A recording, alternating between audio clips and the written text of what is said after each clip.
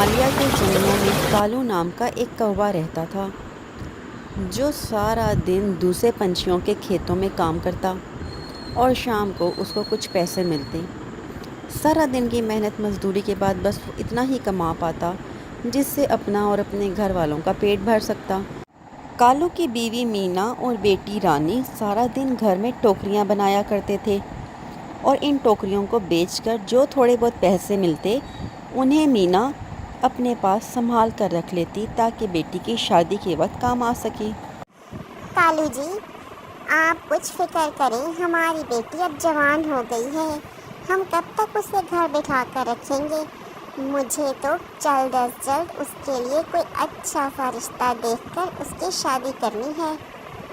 ارے نیک بخت، تم کس دنیا میں رہتی ہو؟ تمہیں نہیں پتا کہ شادی کے لیے لڑکے والوں کی کیا مانگ ہوتی ہے؟ انہیں پڑھی لکھی خوبصورت لڑکی چاہیے اور اس کے ساتھ ساتھ تگڑا جہیز بھی چاہیے۔ ہماری تو اتنی پسلی نہیں ہے کہ ہم تو شادی میں آنے والے مہمانوں کو ایک وقت کا کھانا بھی ڈھنگ سے کھلا سکیں، تو بھلا ہم اپنی بیٹی کی شادی کیسے کر سکتے ہیں؟ کالو جی، اب ایسا بھی نہیں ہے، دنیا میں نیک لوگ بھی موجود ہیں، ہماری بیٹی بھی کسی نہ کسی اچھے گھر میں بیاہ کر جا سکتی ہے، لیکن اس کے لیے ہمیں کوشش تو کرنی چاہیے۔ میں کل صبح اپنی دوست رنگیلی کے ہاں جاؤں گی اور اپنی بیٹی کے اچھے سے رشتے کے لیے اس کو کہوں گی۔ اگلے دن صبح ہوتے ہی مینا اپنی دوست رنگیلی کے پاس جا پہنچی۔ رنگیلی بہن، تم تو جانتی ہو میری بیٹی رانی کتنی خوبصورت ہے، لیکن اس کی شادی کرنے کے لیے میرے پاس کوئی خاص پیسے نہیں ہیں، اسی لیے میں اس کو اچھا جہیز تو نہیں دے سکتی، لیکن پھر بھی میں چاہتی ہوں تم میری بیٹی کا کسی اچھے خاندان میں رشتہ کروا دو۔ بھائی مینا، میں تو تم سے صاف صاف لفظوں میں بات کروں گی، میں تمہیں زیادہ جھوٹی امیدیں نہیں دلاؤں گی، کیونکہ تم میری بہت اچھی دوست ہو۔ بات کچھ یوں ہے مینا کہ تمہاری بیٹی خوبصورت تو ہے، لیکن وہ ان پڑھ ہے، نہ ہی اس کے پاس کوئی ہنر ہے اور نہ ہی اس کے ماں باپ کے پاس اتنا پیسہ ہے کہ اسے اچھا تگڑا جہیز دے سکے۔ تم تو جانتی ہو آج کل لڑکے والوں کی ڈیمانڈز کتنی ہائی ہیں، پھر بھی میں پوری کوشش کروں گی کہ رانی کے لیے کوئی اچھا لڑکا مل جائے۔ مینا گھر واپس آ گئی لیکن اس کا دل بہت پریشان تھا کیونکہ اس کی دوست نے جو بھی کہا تھا بالکل سچ ہی تو کہا تھا۔ یا اللہ، رنگیلی نے تو جو باتیں کہی ہیں بالکل ہی ٹھیک کہی ہیں، اور کالو جی بھی تو یہی کچھ کہہ رہے تھے، لیکن میں کیا کروں، میں اپنی بیٹی کو اس طرح تو بوڑھا ہوتے ہوئے نہیں دیکھ سکتی، میں کوشش کرتی رہوں گی، اللہ نے میری بیٹی کے نصیب میں بھی کچھ اچھا ہی لکھا ہوگا، میں اللہ سے نا امید نہیں ہوں۔ یا اللہ میری مدد فرما اور میری بیٹی کو کوئی اچھا سا رشتہ مل جائے۔ یوں ہی کرتے کرتے کافی دن گزر گئے اور پھر ایک دن رنگیلی مینا کے پاس آئی۔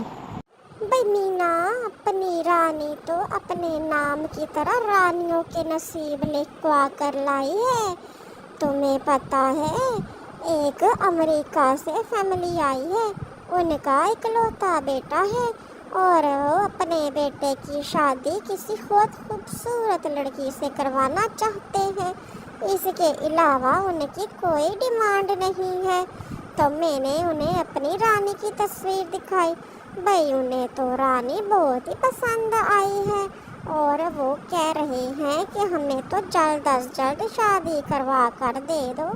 بھائی واہ رنگیلی، یہ تو تم نے بہت ہی خوشی کی خبر سنائی، میری رانی کے نصیب اتنے اچھے، یا اللہ تیرا لاکھ لاکھ شکر ہے، لیکن رنگیلی اتنی جلدی میں شادی کی تیاریاں کیسے کر پاؤں گی، میرے پاس تو کچھ بھی نہیں ہے، مجھے تو شادی کے لیے کچھ وقت چاہیے۔ بھائی مینا دیکھ لو، ان لوگوں کو بہت جلدی ہے کیونکہ انہوں نے لڑکی کو شادی کے بعد اپنے ساتھ امریکہ لے کے جانا ہے، تو تو پیپرز بھی تو بنوانے ہیں، اس لیے وہ چاہتے ہیں کہ بس جلدی جلدی شادی ہو جائے۔ تو تم زیادہ دیر مت کرو، ایسے رشتے بار بار نہیں آتے، نہ ہی قسمت بار بار مہربان ہوتی ہے۔ بس پھر چٹ منگنی اور پٹ بیاہ والی بات ہوئی اور رانی رخصت ہو کر اپنے سسرال میں آ گئی۔ آج رانی کی شادی کو دوسرا دن تھا، لیکن ابھی تک اس نے اپنے شوہر کو ایک مرتبہ بھی نہیں دیکھا تھا۔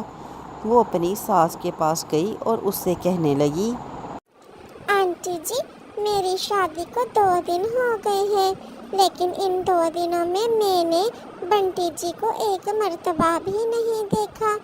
آخر کیا وجہ ہے؟ وہ کہاں پر ہے؟ اے لڑکی، میری بات سن لے تم۔ تیرا نام تو رانی ہے، پر تم حقیقت میں اس گھر کی نوکرانی ہے۔ خبردار، جو خود کو اس گھر کی بہو کہا یا میرے بیٹے کی بیوی سمجھا۔ تجھے ہم اس گھر میں صرف اور صرف گھر کے کام کاج کرنے کے لیے لائے ہیں، ورنہ تیری اوقات ہے اس گھر کی بہو بننے کی؟